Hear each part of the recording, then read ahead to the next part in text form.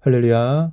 사랑하는 대강의 가족 여러분, 오늘 하루도 하나님의 말씀과 동행하는 삶이 되길 소망합니다. 오늘 함께 나눌 하나님의 말씀은 마태복음 27장 45절에서 49절 말씀입니다. 제6시로부터 온 땅에 어둠이 임하여 제9시까지 계속되더니 제9시쯤에 예수께서 크게 소리질러 이르시되 엘리 엘리 라마 사박다니 하시니 이는 곧 나의 하나님 나의 하나님 어찌하여 나를 버리셨나이까 하는 뜻이라.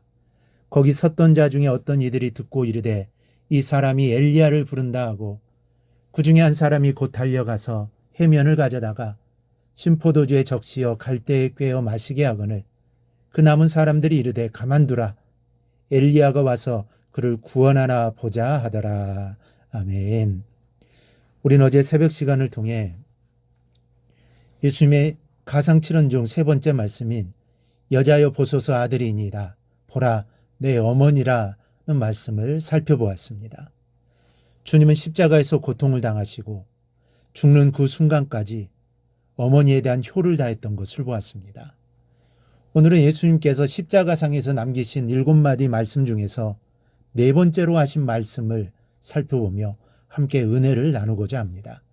십자가 위에서 네 번째 하신 말씀이 오늘 보면 46절입니다.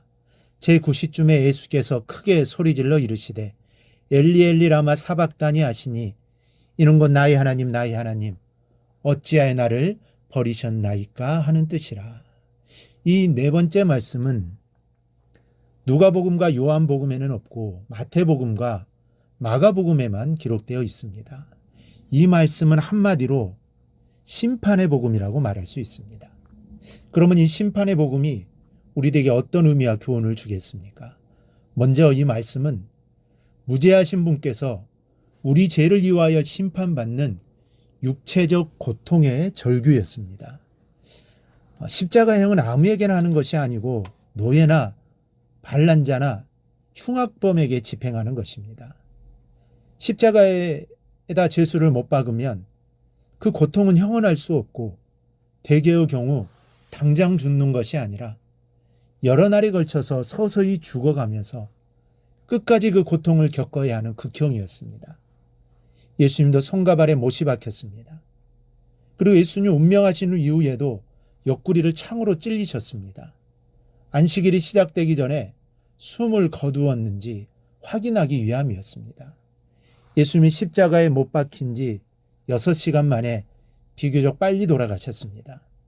하지만 십자가의 고통은 예수님 역시 마찬가지였습니다. 예수님은 감당기 어려운 육체적 고통으로 인해 나의 하나님 나의 하나님 어째 나를 버리셨나이까 라고 할 만큼 고통스러운 것이었습니다. 예수님은 육체를 가진 사람이 당할 수 있는 이 극도의 고통을 당하셨습니다. 그렇다면 무죄하신 예수님이 왜 이렇게 심판에 해부되어 고통을 당해야 했습니까? 바로 내 죄 때문에 고통을 당하셨다는 사실을 기억해야 합니다. 내 죄가 아니면 주님이 이러한 고통을 당하시지 않아도 되셨을 겁니다. 때문에 우리도 주님을 위해 주님의 몸된 교회를 위해 어떠한 고통도 감내하고 나가야 합니다. 그 길이 힘들고 외로울지라도 주님이 가셨던 그 십자가의 길을 기억하며 주님의 몸된 교회를 위해 충성하는 삶을 살아가기를 소망합니다. 둘째로 예수님의 이 절규는 우리의 죄 때문에 받게 된 정신적 고통의 절규였습니다. 사람이 아무 죄도 없는데 죄인의 누명을 쓰고 재판에 회부되어 형을 받게 되었을 때 그 정신적 고통은 형언할 수가 없는 것입니다. 어떤 사람은 자기의 무죄와 결백을 입증하기 위해 스스로 자결하기까지 하는 사람도 있습니다. 히브리서 4장 15절에 보면 우리에게 있는 대제사장은 우리의 연약함을 동정하지 못하시리가 아니요 모든 일에 우리와 똑같이 시험을 받으신 이로되 죄는 없느니라 말씀합니다. 이렇게 아무 죄도 없으신 예수님이 유죄 선고를 받으시고 십자가 형벌을 받으시게 될 때에 그 정신적인 고통은 더욱 컸을 것입니다. 죄가 있어 심판을 받으신다면 정신적 고통까지는 없었을 것입니다. 그런데 예수님께서 하나님을 못 오겠다는 제목을 뒤집어 쓰고 극악한 죄수들을 처형하는 십자가형을 받게 될 때 그 정신적 고통은 형언할 수 없었던 것입니다. 하나님께 버림받은 심정이 들었을 것입니다. 이런 견디기 어려운 정신적 고통 속에서 주님은 외치지 않을 수 없었습니다. 나의 하나님, 나의 하나님, 어찌하여 나를 버리셨나이까. 그러나 사실 주님의 절규는 우리가 지옥문으로 끌려 들어가면서 외쳐야 할 절규입니다. 그런데 그 절규를 주님이 대신하신 것이었습니다. 우리는 하나님의 맹렬한 진노와 저주를 받고 천국 바깥 어두운 곳에 쫓겨날 수밖에 없는 죄인들이었기 때문입니다.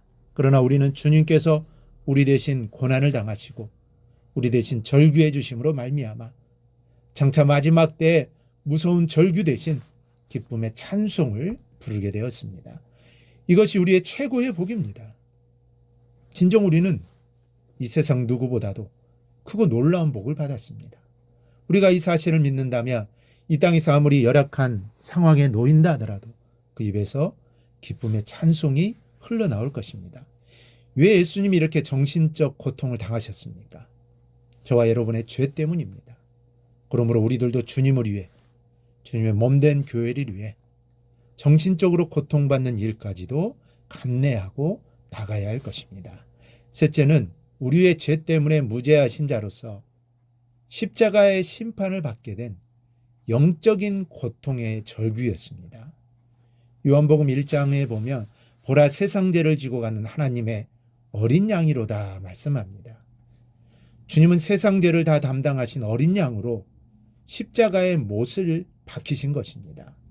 베드로전서 2장에도 친히 나무에 달려 그 몸으로 우리 죄를 담당하셨으니 이는 우리로 죄에 대하여 죽고 의에 대하여 살게 하려 하심이라 하였습니다. 예수님은 이렇게 인류의 죄악을 걸머지시고 감당하기 어려운 영적 고통을 겪게 되었던 것입니다. 예수님은 모든 세상 죄를 지시고 정말 광야로 나가는 아사셀 양처럼 내어버림을 당하였고 온 인류가 받아야 할 죄의 대가와 형벌을 당하게 되었던 겁니다. 이런 영적 고통 속에서 나의 하나님, 나의 하나님, 어찌하여 나를 버리셨나이까 절규하지 않을 수 없었던 것입니다. 예수님의 육적인 고통, 또 정신적인 고통, 영혼의 고통이 얼마나 크고 절정에 이르렀던지 하늘의 태양도 빛을 잃고 6시부터 9시에 해당하는 12시에서 오후 3시까지 온 땅에 어두움이 임하게 되었던 것입니다. 이것은 의의 태양 대신 예수님께서 정말 고통 속에서 그 생명이 꺼져갈 때에 하늘의 태양도 고통하듯 빛을 잃은 것을 의미합니다. 동시에 이 온 땅에 임한 어둠은 두 가지를 상징하는 것으로 볼 수 있습니다. 하나는 하나님의 죄에 대한 진노의 심판을 상징하는 것이고 또 하나는 모든 죄인들의 고통을 대신 당하신 예수님의 대속의 고통을 상징하는 것으로 볼 수 있습니다. 예수님은 왜 하나님의 진노의 심판과 대속의 고통을 당해야 했습니까? 내가 받을 하나님의 진노 때문에, 내가 받을 심판 때문에, 내가 받을 죄의 고통과 형벌 때문에 이렇게 예수님은 심판의 고통을 당해야만 했었습니다. 성도 여러분, 우리도 오늘 주님의 모습을 보며 주님을 위해서 어떤 고통이라도 달게 받으며 충성을 다해야 할 것입니다. 어려움이 있다면 회피하지 말고 하나님의 도움을 청하여 담대하게 승리하기를 바랍니다. 주님 반드시 힘을 주실 것입니다. 그 힘으로 감당해 나갈 수 있기를 바랍니다. 이러한 믿음의 삶이 우리 안에 있기를 주님의 이름으로 축원합니다. 오늘 묵상한 말씀을 굳게 잡고 삶으로 실천하며 살아내는 대강의 모든 성도들이 되기를 축복합니다.